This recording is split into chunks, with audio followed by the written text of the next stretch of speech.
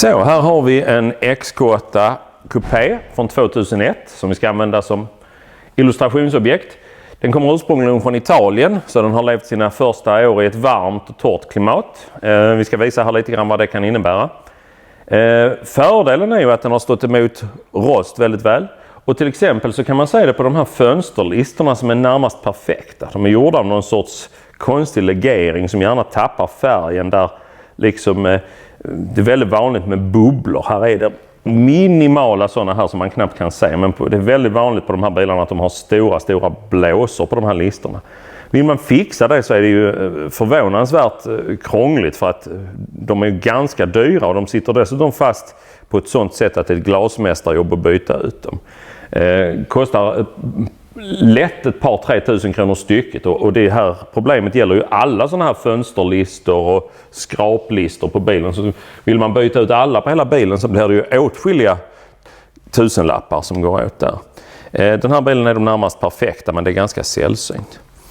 Det varma klimatet har ju däremot lett till att ett fel som är väldigt vanligt på de här bilarna har kommit kanske fortare på denna än på en annan. Och det är ju det här att innertaket gärna vill släppa. Ni ser här att de har nålat upp det. Det går fortare i ett varmt klimat än i till exempel Sverige eller norra Tyskland. Men det händer även på bilar som kommer härifrån. När detta händer så finns det ju tyvärr bara en lösning, och det är ju att byta taktyget helt och hållet. Många tror att de ska kunna limma upp det gamla, men det är helt dömt att misslyckas för att det blir bara fläckigt. Limmet träcker igenom och det blir heller inte jämnt för att det har varit ett tunt skumgummilager på baksidan av tyget. Och det är det som har så att säga av ålder och värme och så vidare förintats. Det är därför som tyget släpper, inte på grund av att något lim släpper. Så försöker man limma fast det så kommer det se för jävligt ut. Den enda så att säga nödlösningen som kan funka, det är faktiskt just det här att man sätter upp det med små nålar. Vi kan också titta på träpanelerna i bilen. Väldigt vanligt på de här årsmodellerna kring 00, det är att träpanelerna tappar sin lyster eller de blir lite mjölkiga. Det beror ju på att man på Jaguar-fabriken vid den tiden gick över till något mer arbetarvänliga lacker som inte hade lika kraftig lukt av lösningsmedel och så. Och de har ju visat sig med åren att de inte tål UV-ljus speciellt bra, utan att de blir helt enkelt inte helt genomskinliga. Man kan se lite grann av det på denna här, särskilt om ni tittar där nere. Så är det lite grann, men många bilar är mycket värre än denna. Är det någonting som stör en, ja, då får man antingen lämna iväg dem till en möbelsnickare eller någonting som lackar om dem, eller skicka iväg dem till England för utbytessystem. Det finns en del firmor som jobbar med sådana saker där. Då ska jag visa er någonting som här med rutan. Ni ser här att när man öppnar dörren så åker rutan ner. Det är för att den ska gå fri från den här listen. Och sen när man stänger dörren så åker rutan upp igen så det ska bli tätt.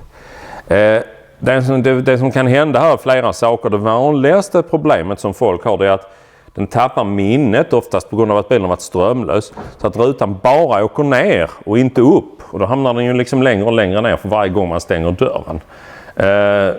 Det ska jag visa er hur man programmerar det. Ett annat vanligt fel är om du tittar här så ser ni att här är listen lite skadad. Det är det på nästan alla de här bilarna. Och det beror ju på att bilen har varit strömlös någon gång så att rutan inte har åkt ner. Utan då har man tvingat den förbi listen både när man har öppnat och stängt dörren. Och då är det ju så att då skadar man den här listen lite grann på sikt. Det är ju bara ett kosmetiskt fel, det spelar egentligen ingen roll. Men man kan till och med knäcka rutan om man smäller igen den när rutan är uppe. Väldigt vanligt problem det är ju att folk ringer varje vår och säger min ruta går inte ner, det måste vara ett jättefel på bilen. Jag får inte det att fungera. Det står till och med i instruktionsboken hur man gör detta. Man måste då ha tändningen på. Och för att få den här programmeringen att återställas så trycker man alltså ner båda fönsterhissarna. Tills man hör ett litet klick. Sen kör man upp båda två och håller inne knapparna tills klicket kom. Och nu fungerar det. händer det här ofta, att den tappar minnet väldigt ofta, då är det ofta ett tecken på att batteriet helt enkelt börjar bli dåligt.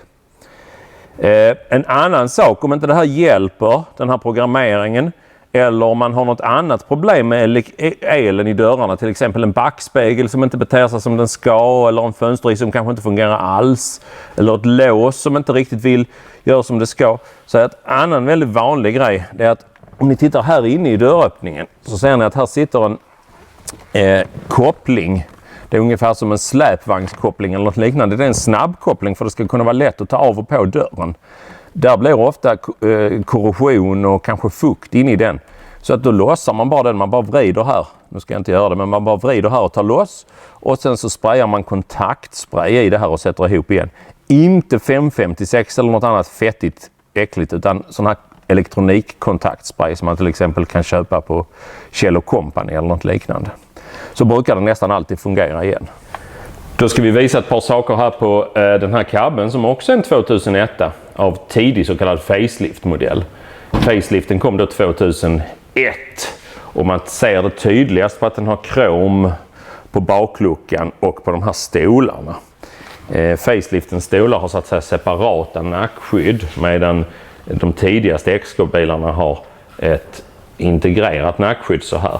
Och då är det också så att jag brukar säga att många kunder de är väldigt fixerade att de tvunget vill ha en facelift. Ofta av oklar anledning. Det är bara att de har hört att det är det de ska ha så att säga.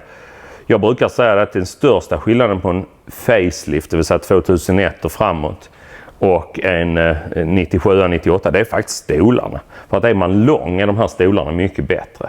Är man som jag eller under den längden, alltså under 1,80, spelar det faktiskt inte så stor roll. Ett vanligt fenomen på faceliftbilarna som kan vara nog så irriterande, det är att när man ska fälla fram den här stolen så lyfter man ju så här. Och då ska nackskyddet gå ner så att det går fritt härifrån. I det här fallet var ju nackskyddet redan nere. Så det gjorde ju inte det, vi ska se. Om vi nu höjer upp det här och visar igen. Nu är det ju så att när man ska fälla fram här så ska det åka ner av sig själv. Så det ska gå fritt här, annars hade du tagit det i här. Det är ett jättevanligt fel att den här mekanismen går sönder, den som justerar nackstödet upp och ner här. Det finns till och med en Jaguar-bulletin på det hur man åtgärdar det. Det är alltså det är vajerhöljet som på något sätt hoppar ur så att den här motorn och allting fungerar, men den drar inte det här som det ska. Ganska arbetsintensivt. Man får ta av hela stolen, man får klä av klädseln här för att komma åt det. Men för oss är det inte speciellt svårt som har gjort det många gånger förut. Men det kan vara en sån liten smådetalj som kan vara värd att kolla. Ser vi också att när vi nu står här och filmar så ser vi att den här bilen har ju ett sånt här vindskydd. Det finns i några olika varianter. Det här är faktiskt ett Jaguar original. Det finns även tillbehörsvindskydd som funkar jättebra. De är väldigt bra att ha på en cab, för att annars blir ju blåsten bakifrån väldigt besvärande, särskilt för de som har långt hår. En annan sak som är viktig att kolla när man tittar på en sån här bil är, finns det här skyddet? Det är nämligen så att dels så ser det snyggare ut när skyddet ligger över. Men framförallt så har det en viktig funktion. Det är nämligen så att om man kör utan det här skyddet, det går alldeles utmärkt att göra det. Men då blir cabben ganska snabbt fruktansvärt smutsig på insidan. För att det blir just den här turbulensen här bakom, det gör att allt damm och skit det landar liksom här. Så att det här skyddet har faktiskt en funktion också. Som många inte vet. Här kan vi också se på den här cabben att den här som har gått så oerhört lite och inte har bott i något väldigt soligt klimat. Här ser ni att här är ju exakt rätt lyster i instrumentbrädan. Den här har inte tappat någonting av UV-ljuset i klarlacken som på den andra bilen som jag visade. Då är det så att en viktig sak att kolla när man tittar på en cabriolet av de här, det är cabbens funktion. Man ska testa att den går att fälla upp och ner och att den här haken här, att den hänger med. På de första årsmodellerna så kunde den här oljan i de här ledningarna, det här är ett hydrauliskt system, och den här oljan den kunde mer eller mindre stelna, och det gjorde att den här haken helt enkelt inte hann med, utan att den var några sekunder efter, och så fick man vänta här lite och så till sist så fick man ner det. Och till sist funkade det kanske inte alls. Då måste man byta oljan i det här systemet och det är svårare än det låter för att när den där oljan hade stelnat så var den ju närmast hopplöst att få ur de här ledningarna. Ett ganska vanligt fenomen och då återigen kanske särskilt på bilar som kommer från ett väldigt varmt klimat från början, det är att hydraulledningarna som går fram till det här låset, att de kan börja läcka. Och det gör de ju i allmänhet här framme då. Det slutar med att man märker det antingen på att cabben helt enkelt slutar fungera som den ska på grund av oljebrist och så. Men framförallt så märker man det på att det plötsligt börjar droppa ut olja här någonstans vid backspegeln. Och söla ner hela mittkonsol och allting. Det är väldigt kladdig och äcklig olja som kommer ut härifrån. Det är ju så att det är ju tyvärr ett ganska stort jobb för att de här ledningarna som ni förstår, pumpen till hydrauliken, den sitter här inne i höger bakskärm bakom den här panelen här. Och då är det ju så att då förstår ni själva att de här ledningarna de går igenom precis hela bilen. Så för att byta dem så måste man ju egentligen ut med nästan allt. Man måste ut med baksäte och sidopaneler och mittkonsol och åtminstone en av framstolarna. Så att det är ett väldigt arbetsintensivt jobb att byta dem. Och det händer ju nästan alltid i dagen innan midsommarafton när man har inbokat körning med familjen och allting. Så att det är ett väldigt vanligt nödjobb för oss på försommaren här på firman. När vi nu har luckan öppen här så kan vi passa på att titta, för här inne ligger 2 stycken ljuddämpare. Så tänker ni, varför ligger de där? Jo, det är ju för att ägaren till den här bilen har precis som väldigt många andra tyckt att den är lite för snäll. Den går ju väldigt mjukt och tyst och så vidare och velat höra lite mer av det så kallade V8-mullret. Då har han ju bytt ut sina slutljuddämpare mot egentligen raka rör utan ljuddämpare och i det här fallet med dubbla slutpipor. Det gör ju att ljudet blir lite mer påtagligt. Den blir inte speciellt högljudd i alla fall, men en något högre ljudbild och det är väldigt, väldigt vanligt. Men då vill man ju gärna spara originalet ifall nästa kund skulle vilja ha den helt original.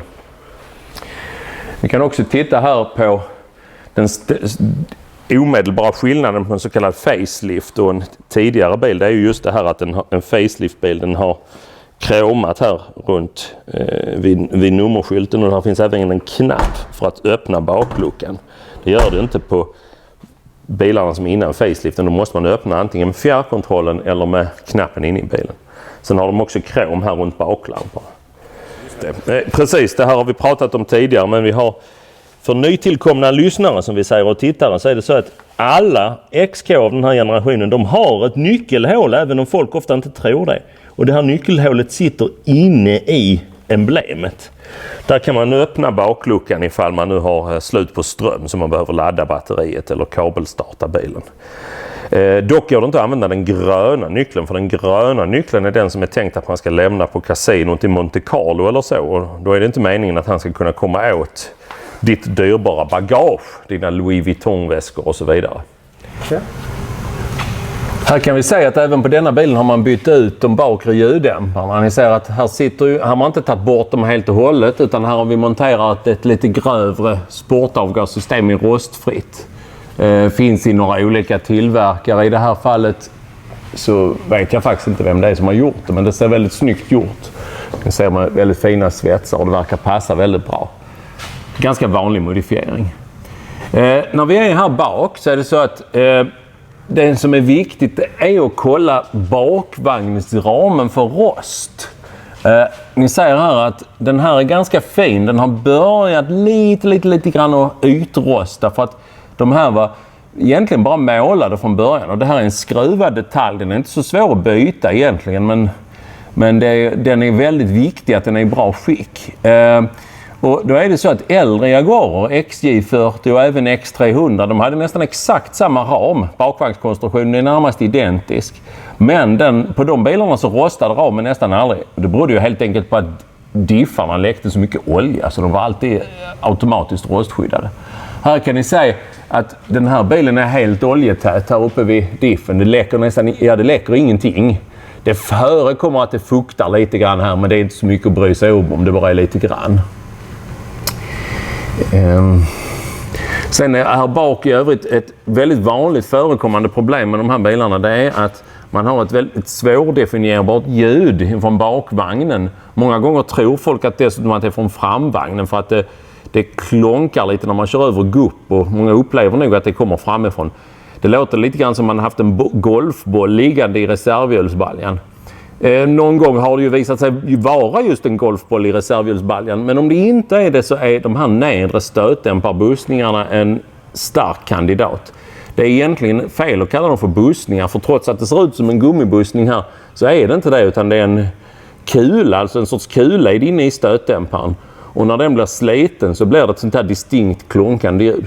Problemet är att det, på grund av fjäderns och stötdämparens konstruktion så är det väldigt, väldigt svårt att hitta det här felet 100%. Utan alltså om man bänder här så är det så hårt belastat så att man känner inget glapp i dem förrän de är fruktansvärt slut. Så hittar man inget annat som skulle kunna tänka sig ge det här oljudet så är det nästan säkert de här. Det är inte jättesvårt att byta om man har tillgång till rätt verktyg och så, men som att göra det själv jobb är det inte jätteroligt. Samma sak när vi tittar här bak, så är det så att det här är en punkt som är viktig på alla de här bilarna med den här bakvagnen. De har, alltså det gäller på X300, XJ8 och det gäller på XJ40. Det är att de här lagren, det är samma sak här, det är ingen bussning här utan detta är riktiga kullager, eller koniska rullager rättare sagt, som lagrar den här aluminiumhuset i bärarmen. Och om de blir dåliga då kan det bli riktigt glapp här och det kan bli väldigt farligt, för att många gånger så fattar varken besiktning eller verkstäder eller kunder det hela, utan de kör med det alldeles för länge. Till sist så kan ju den här aluminiumhuset spricka och då kan ju hjulet vika sig helt enkelt. Annars är det ju inga konstigheter här bak. Det är ju som på vilken bil som helst att bromsar och stötdämpare och allting ska vara i bra skick för att bilen ska vara bra att köra. Underredet på de här bilarna, de är ju bra bilar för sin tid, men de börjar ju bli 15, kanske 20 år gamla och de kan ju ha börjat rosta. De har egentligen en ganska dum konstruktion här i närheten av det främre domkraftsfästet och förarens och passagerarens fötter ungefär. Ni ser att här är en extra plåt här. Det ligger även en plåt inuti bilen och här är en skarv här. Denna bilen ser i stort sett perfekt ut här, men vissa bilar kan ha kraftiga rostansatser här och även här. Och så tänker man, det där var väl inte så farligt. Sen så lyfter man på mattorna och sen så inser man att det är ett 3 decimeter långt men väldigt smalt hål i golvet på insidan. Det är inte speciellt svårt eller dyrt att laga för någon som är duktig på att svetsa, men det kan vara nog så irriterande när man har en bil man tror är rostfri. Ska se hur det ser ut på denna sidan. Det ser precis lika bra ut här. Här är där är någon liten ansats där, men det är verkligen, verkligen lite. När man då tittar fram så är det så att framvagnen på X8, bakvagnen och drivlinan i övrigt är ju oerhört lik XJ. Men framvagnen är faktiskt helt unik. Den har ju en framvagnsbalk i aluminium som ni ser här. Och bärarna och sånt är snarlikt XJ8, men det är inte alls samma reservdelar. Här ser vi att på denna bilen som då kommer från, där ser ni att man har bytt någon kulled här redan för att den har antagligen glappat lite. Egentligen, alltså ursprungligen så kunde man bara köpa hela bärarmar, men det går att byta kulleder på dem idag. De tenderar nämligen att slita rätt så mycket delar i framvagnarna. Bilarna är tunga, har breda däck och det är visserligen kraftigt dimensionerat, men det sliter rätt mycket både kulleder och olika bussningar. De här bärarmsbussningarna är väldigt ofta spruckna. Där fanns till och med en uppdatering på en Jaguar. Allt detta tillsammans gör ju att har man lite halvslitage lite här och där utan att någonting är direkt trasigt, så får man ju en bil som beter sig väldigt konstigt på vägen. Det är inte alls så distinkt som den borde vara. Vi ska se, jag ska försöka vrida hjulet här lite så ska vi se om vi kan se lite bättre här uppe. För där är nämligen en... Här uppe så är det så att återigen, det som man tror är en gummibussning, det är egentligen ett väldigt speciellt glidlager. Och då är det så att om om det glidlagret, om det rostar fast i det glidlagret. Det är också man kan säga att det är ett gummilagrat glidlager. Och om det rostar fast i själva den, där den här hylsan löper, då blir det fel. Helt fel. Blir det så att fjädringen kommer från gummit istället. Alltså den här bärarmen, den ska kunna röra sig fritt i förhållande till framvagnsbalken. Det är liksom ett glidlager, men om det rostar fast, då blir det så att det vrider det sig gummit istället. Det innebär att i läge 1, när den där har rostat fast, då blir bilen väldigt struttig och konstig att köra. Särskilt om det då bara har hänt på den ena sidan, så blir det nästan ännu värre, för att då blir ju bilen, alltså det blir som en extra fjädring helt enkelt. Att den, och dessutom så böjer sig ju, alltså den här armen i sig själv, den får ta upp en himla massa krafter. Så vi har ju alltså sett bilar som har kommit in där de har klagat på att bilen var lite konstig på vägen. Ja, det var inte så konstigt, för att de här har rostat fast. Så att där sitter en likadan bärare på baksidan av stötdämparen. Vi har haft bilar där en av bärarna har varit mitt av, på grund av att de har fått en sån otrolig påfrestning på grund av de fastrostade bussningarna. Då är det så att då frågar sig vän av ordning, jag har nu de här slitna bussningarna, vad kostar det att byta dem? Ja, då är svaret allt mellan 2 och 25 000. På grund av att i teorin så är det ett ganska lätt jobb. Man behöver inte ens någon fjäderspännare, för som ni ser är det ett helt fjäderben. Utan man lossar den här, man stöttar upp hjulupphängningen, man lossar en mutter på andra sidan här och så slår man igenom den här långa bulten och så byter man bussningarna. Problemet är att den här långa bulten går igenom aluminiumframvagnen och den är, det är säkert 1,5 decimeter som den går igenom framvagnen. Och har den korroderat fast där, då har man problem. I bästa fall kan man såga av den och kanske värma loss den eller slå ut resterna. I sämsta fall så får man kanske borra ut den, och i ännu sämre fall så har den till och med, vi har haft bilar där den här bulten har inte suttit fast, men att där den har slitit upp ett mycket större hål i balken, och då är balken skrot och då behöver man byta hela framvagnen egentligen. Så det är en jätteviktig punkt att kolla, inte minst säkerhetsmässigt, och vill man att bilen ska gå som den ska på vägen så är det jätteviktigt. Sen är det så också när man tittar här så ser vi hur man hissar bilen. Det är väldigt viktigt att man hissar upp den på rätt lyftpunkter. Om man har en vanlig garagedomkraft hemma så måste man vara väldigt noggrann att man inte bara lyfter precis hur som helst på tröskeln, för den blir deformerad, den tål inte det. Det är väldigt vanligt att man ser bilar med intryckta tröskellådor. Och det blir ju också en grogrund för rost när man liksom knäcker ytbehandling på in- och utsida. Nu ser ni här att den här bilen är ju närmast perfekt i de här falsarna. De bilar som har gått mycket i svenskt vinterväglag, de kan ju ha rejäla rostansatser även framförallt här bak, kanske i bakre delen av innertrösklar och bakvagnsinfästningar här. Det kan vara riktigt rostigt, och det är klart det är många gånger över 20 år gamla bilar som har sett mycket vägsalt, så det kanske inte är så konstigt. Här har vi ett illustrationsobjekt på vådorna av att ha en bil stående för länge. Den här bilen blev vi kontaktade av några kunder som har haft bilen stående i ett villagarage i 7-8 år åtminstone. Och den har bara gått 5000 mil. Det låter ju som ett fynd, en XKR från 98 som har gått 5000 mil, svensksåld med få ägare och full historik. Det låter som det här är precis bilen som man skulle vilja köpa. Svaret är ju ja. Att det här kan säkert bli en jättefin bil. Men efter så långt stillestånd som den har haft så är det mycket jobb att få den i ett skick som man kan både vara stolt över och där man kan känna sig pålitlig med bilen.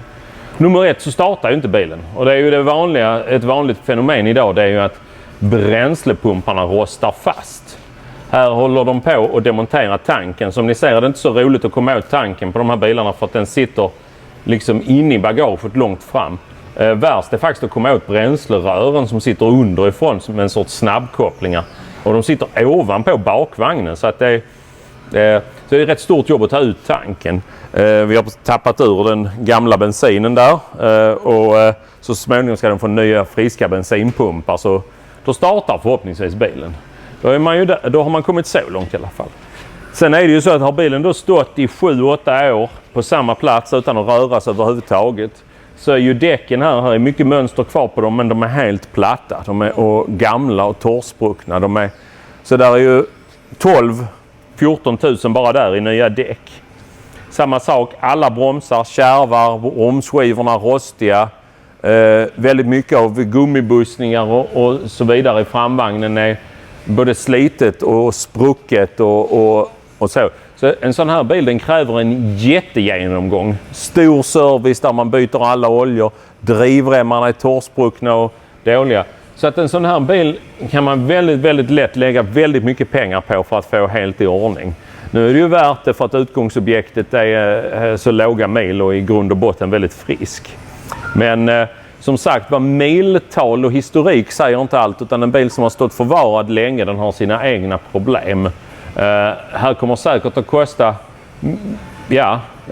50 000 kronor plus att få denna i ett pålitligt och brukbart skick. Varav en stor del är så att säga servicebehov som är eftersatt.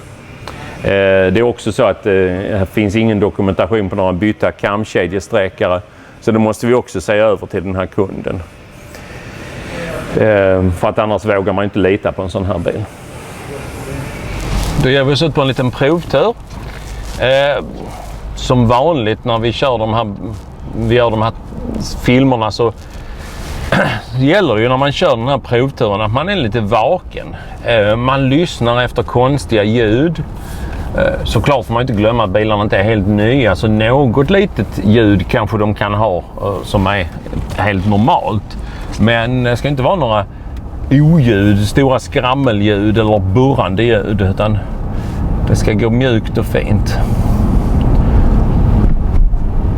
Styrningen ska löpa lagom lätt åt båda hållen.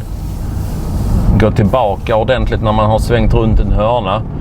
Gör den inte det så kan det tyda på att det är någonting som kärvar helt enkelt i rattaxel eller i själva framvagnen.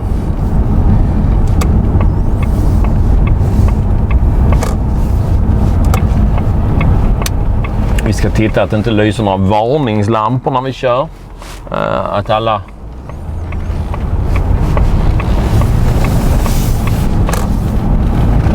och här ser det ju bra ut. En intressant sak med just den här bilen då, det är ju att det här med vägmätarställning, många gånger så pratar folk om att kan du garantera vägmätarställningen på den bilen? Och då brukar jag säga att svaret är väldigt enkelt, nej. Det vill säga jag brukar säga att den enda som kan garantera en mätarställning, det är den som har kört bilen själv sedan den var ny. Allt annat är ljug. Jag kan däremot säga att den är väldigt sannolik och att det är väldigt sällsynt att mätarställningar är manipulerade. Just i det här fallet så står det 7887 mil på mätaren. Jag vet att det är fel, för att i bilens dokumentation när vi sålde den första gången för många år sedan så framgick det att mätaren var utbytt. Så att bilen har väl i själva verket gått ungefär 5 eller 6 000 mil mer än det som står på mätaren. Men för en som inte är så van vid det så tar han ju givetvis det som står på mätaren som sanningen så att säga. Men det förekommer ju såklart att mätare har blivit utbytta av helt legala anledningar, och då ska det ju framgå av bilens dokumentation. Det här med skruvade mätare, som sagt var min åsikt är att det är betydligt mer sällsynt än vad folk tror.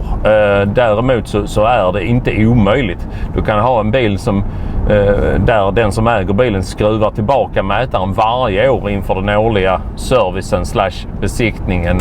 Och det spelar ingen roll om bilen är nysåld i Tyskland, Italien eller Sverige, för det kan man göra i alla länder.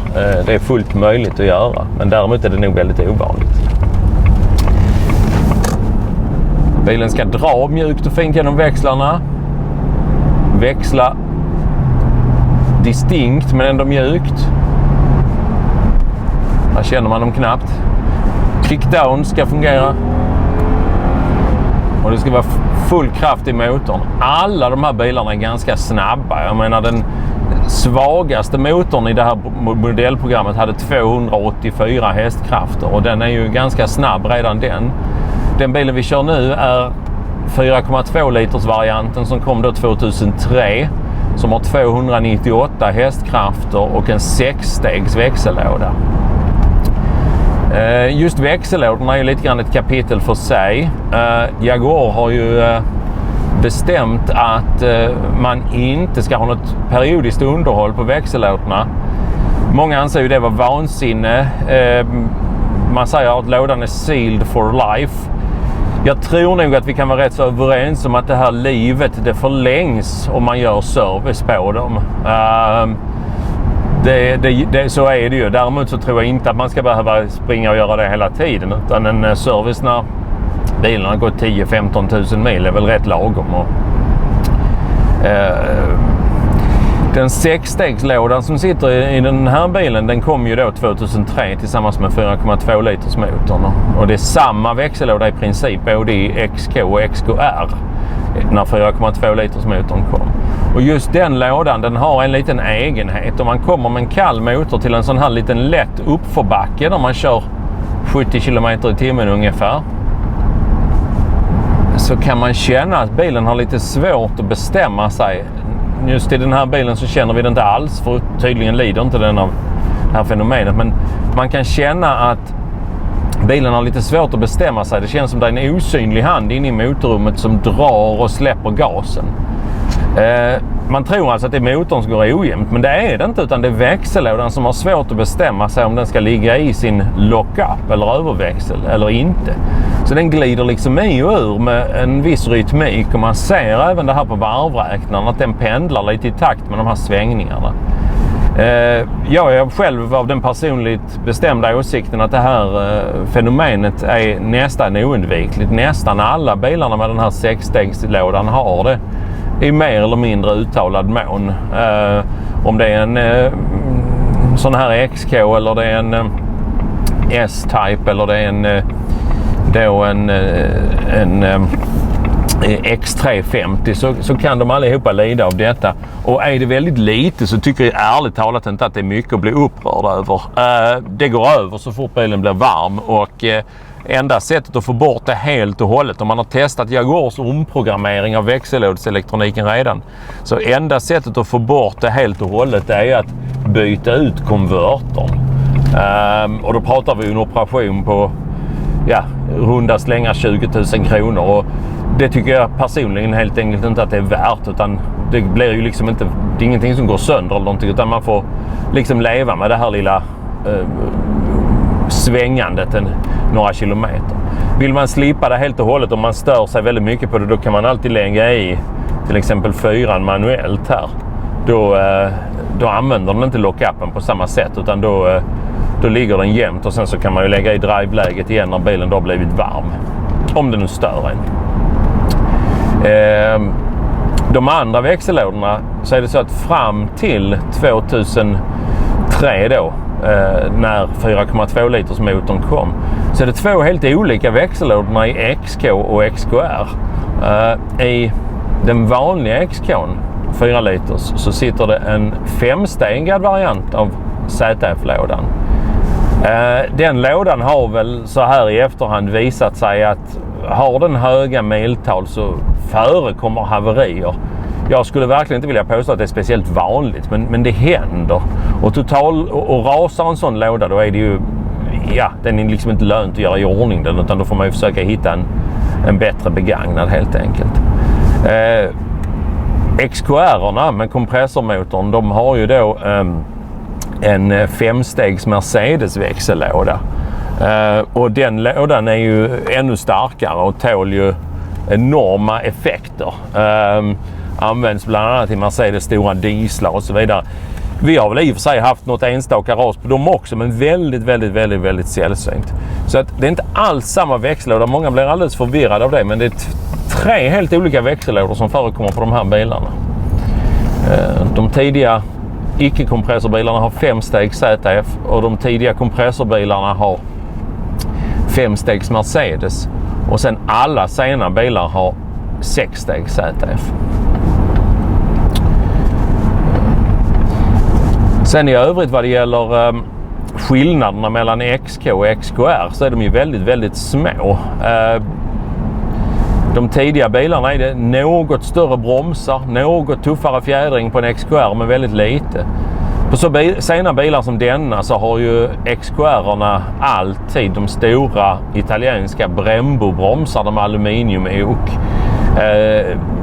De gör ju att bromsarna blir mycket kraftfullare men också lite dyrare och känsligare kan man säga. Det är väldigt vanligt att folk med Brembo-bromsarna klagar över att det skriker lite när de bromsar.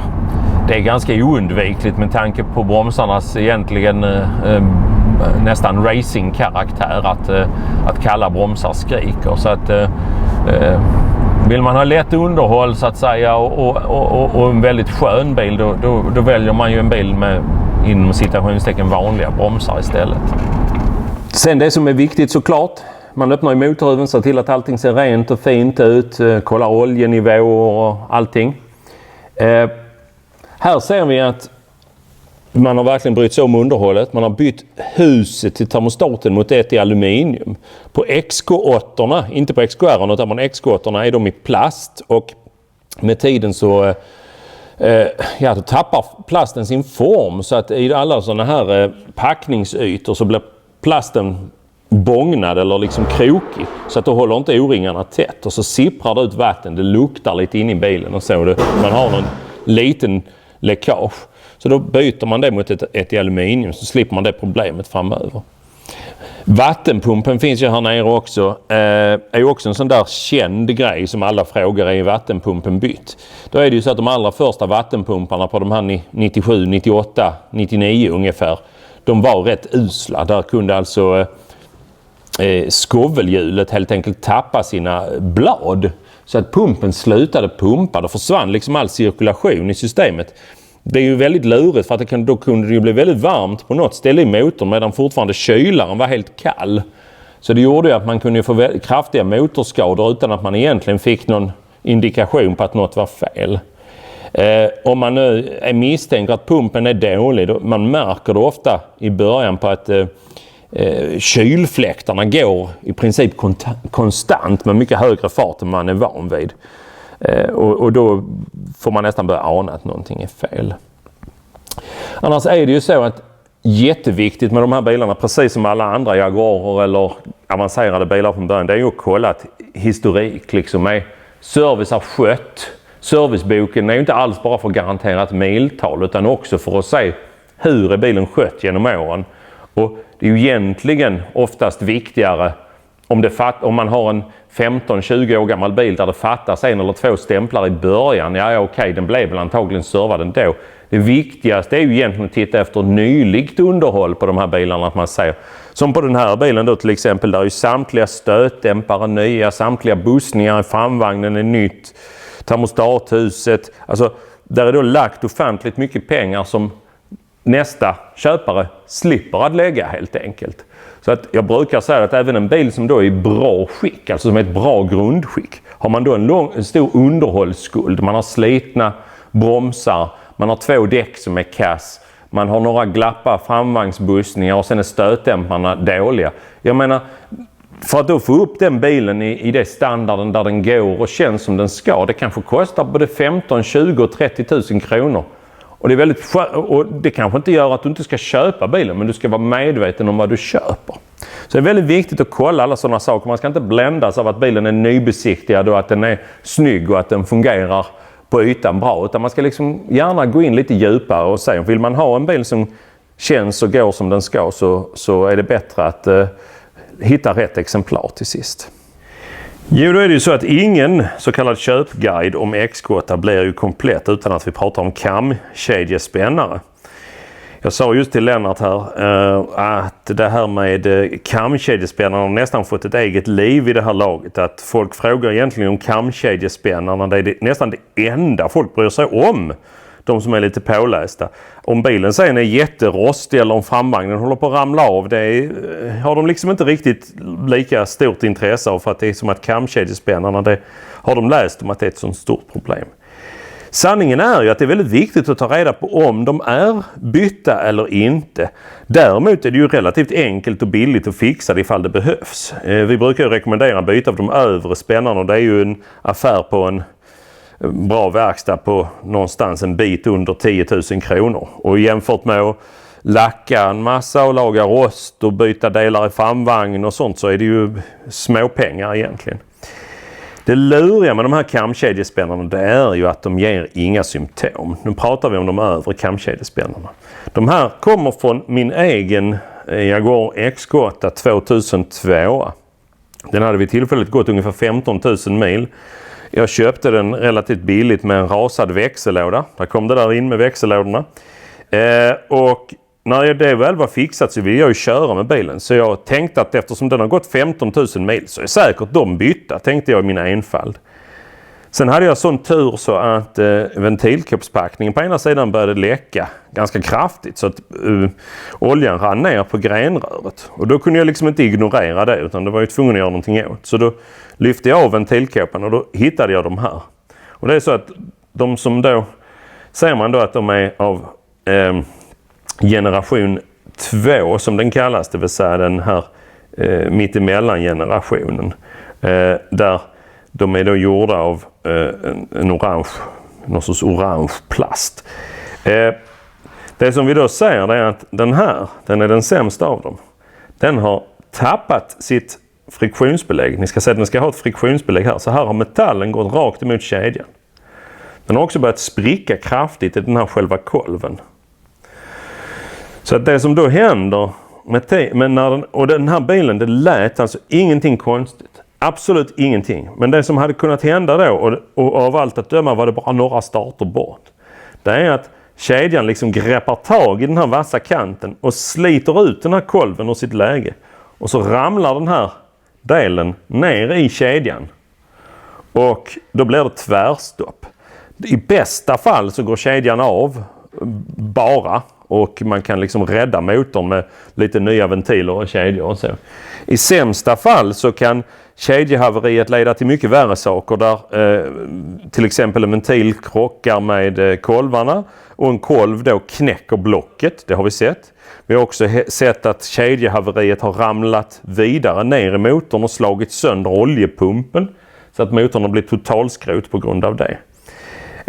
Så det här är givetvis viktigt att kolla noga. Inte bara tro att de är bytta, utan se till att det är bytt. Och om det inte är gjort så gör det snabbt på ditt tilltänkta köp. Ofta är det faktiskt så att det är lågmilare med i övrigt väldigt solid historik där det inte är bytt. För att de här första eller andra ägarna, de har sällan läst en massa på internet och så vidare. Utan det var ofta på den tiden äldre farbröder som har bara gjort det som verkstaden har sagt till dem. Och det finns ju inga officiella servicemeddelanden att det här ska göras. Viktigt att kolla att det är gjort, men som sagt, låt inte det överskugga resten av bilens skick helt enkelt. Jo, vi fick en tittarfråga här från en tittare som hade ett litet glapp. Så han undrade om det kunde bero då på just glappa bussningar och så i framvagnen. Så sa att det finns faktiskt ett specifikt fel på särskilt på tidiga bilar som gör att man får ett väldigt distinkt glapp i ratten. Man kan känna det särskilt om man kör över ett lite mindre gupp eller någonting där, eller någon liten ojämnhet i vägen, så kan man känna att bilen lite, och gärna nästan att det skramlar till lite och det känns nästan inne i bilen. Då är det så att om man då tar i ratten, man ska tändningen på så att rattlåset är av men inte motorn igång, så ska man känna så här. Och hör man då att man känner att det rör sig ovanligt mycket och man dessutom hör ett litet klonkande ljud som i princip kommer inifrån bilen, då har man ett problem med rattstången. Det är så att den här nedre rattaxeln, den har en teleskopfunktion. Ni vet, ifall man skulle bli påkörd eller krocka framifrån, göra en kraftig frontalkrock, då ska inte ratten komma in i kupén och skada föraren, utan då trycks det här rattröret och trycks ihop ungefär som ett dammsugarrör helt enkelt. Och då är det så att för att det då ska gå överföra vridande rörelsen så är det såklart några rillor eller så.